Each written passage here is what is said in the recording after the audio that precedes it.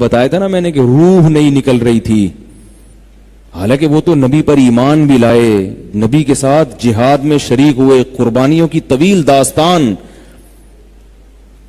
کتنی قربانیاں ان کی، کلمہ بھی پڑھ لیا، سخاوت تو تھی ان لوگوں میں، مگر موت کے وقت اتنی سختی ہوئی ان کے اوپر کہ ان کی روح نہیں نکل رہی، جان اٹکی ہوئی ہے، تڑپ رہے ہیں، موت کی تکلیف بہت سخت ہوتی ہے۔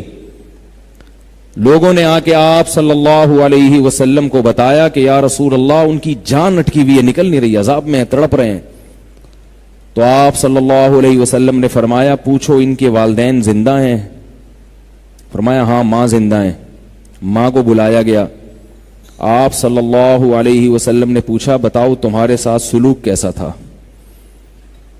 ان ماں نے یہ نہیں کہا کہ مجھے انہوں نے اولڈ ہاؤس میں داخل کیا، اس بدترین سلوک کا تو تصور ہی نہیں تھا۔ ماں نے یہ بھی نہیں کہا کہ میرے حقوق نہیں ادا کرتے تھے، خرچہ پانی نہیں دیتے تھے، نہیں نہیں، کھا بھی رہی تھی، پی بھی رہی تھی، حقوق سب ادا ہو رہے تھے۔ ماں نے یہ بھی نہیں کہا کہ یہ مجھے مارتے پیٹتے تھے، ماں نے یہ بھی نہیں کہا کہ مجھے گالیاں دیتے تھے، ماں نے یہ بھی نہیں کہا کہ مجھے گھر سے پکڑ کے باہر نکال دیا۔ سمجھ رہے ہیں؟ ماں نے صرف اتنی بات کی کہ جب سے شادی ہوئی تھی بیوی کو مجھ پہ ترجیح دیتے تھے، میں نے پالا پوسا جوان کیا، جب بیوی آ گئی تو توجہ ساری اس کی طرف، مجھے نظر انداز کر دیا۔ آپ صلی اللہ علیہ وسلم سمجھ گئے کہ دیکھو یہ بھی اللہ کی رحمت تھی صحابی کے ساتھ۔ آج بعض لوگ نا، نوجوان لوگ بیٹھ کے صحابہ کرام پہ طنز کر رہے ہیں کہ انہوں نے یہ کیا، انہوں نے یہ کیا، انہوں نے یہ کیا، ریفری بنے ہوئے ہیں، ریفری۔ تو ان کو اپنی موت سے ڈرنا چاہیے۔ خیر یہ ٹاپک چینج نہ ہو جائے۔